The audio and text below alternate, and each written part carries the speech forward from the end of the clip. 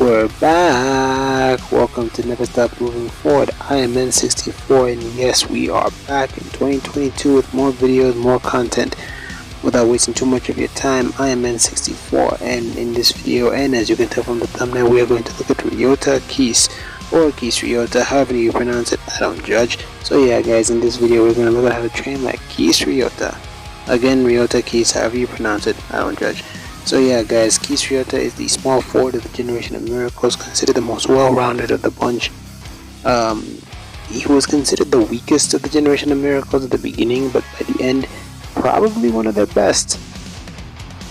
But yeah, Kise is a well-rounded player who can actually play every position, even though he's noted as a small forward. But yeah, so I know many people are expecting me to cover all the different areas of Kise, but I chose a different approach in how I went about training like Kise. I know some people will disagree with this, I know some people have issues, but there is a method to my madness which I will explain in part 2, because as usual I'm dividing this video into 2 parts. This is the first part and the second part will be out hopefully next week. Don't hold me to that though. So yeah guys, I hope you appreciate my breakdown of Kise. I know it will be different than what most people are expecting. Hope you guys appreciate it, and let's get into this video.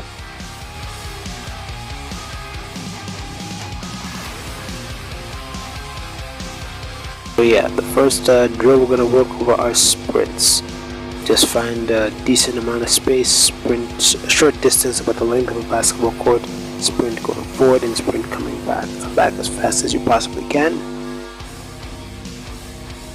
From there you're going to do box jumps, but unlike regular for height, these ones are going for speed. You're really trying to max out or maybe tax your legs. Try to burn the legs out. This one is mainly for endurance, just to keep you see how many times you can jump. You can clock yourself or hit a certain number.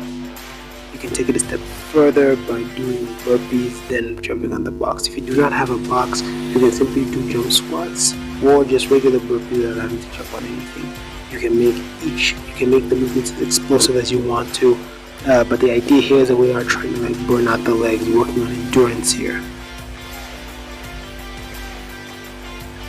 And we're going to go into lateral leg hops, moving from side to side. I used this step so that I'd like to force myself to get some height as I move from side to side. Yeah, so this is important to work on lateral movements, moving from side to side, which is actually harder than what most people think.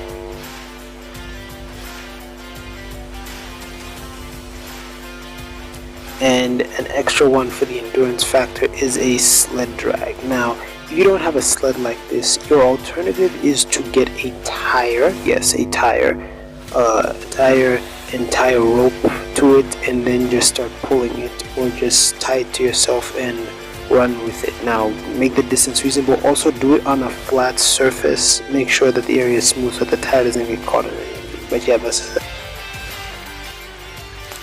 And yeah, next up we're going to be using the agility ladder. If you guys know this from the anime video, yeah, we're using it again. If you don't have an agility ladder, you can line some sticks on the ground, or you can even just draw some lines on the ground. You can get creative, or maybe, I don't know, line other things on the ground. But yeah, the idea here is we're trying to work some quick movement with the feet, but we're also just trying to help increase that mind to body connection, to enable you to have to move more swiftly and more agile without thinking too much. So just trying to get, let's say, the legs to respond quicker to these sorts of movements, these precise movements. So yeah, you may start slow when you do these things, but as you practice more, you gain more proficiency. And yeah, so you're going to be working various movements, moving side to side. As you get better, you also can start moving backwards with these movements. So yeah, I'm going to be demonstrating various agility ladder movements, as you can see here. Yeah, moving side to side. If you're doing single leg, work both legs. Yeah, as you can see here, moving a bit slow, but as you get better, you can increase the pace. Also, the idea is to get so good that you don't have to look at the ladder as you're doing these things. So yeah, as you can obviously see, I'm looking at the ladder, and I do mess my steps up here and there, but yeah.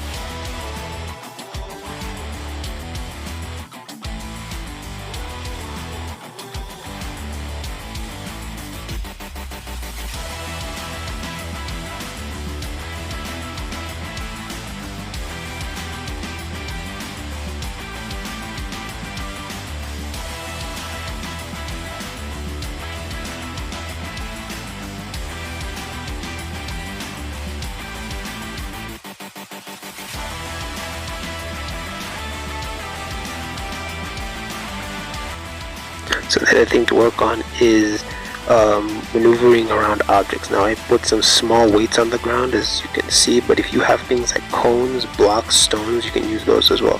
So yeah, moving as fast as you can, weaving through them just like you'd have to weave through players. Yeah, this is great for agility and speed.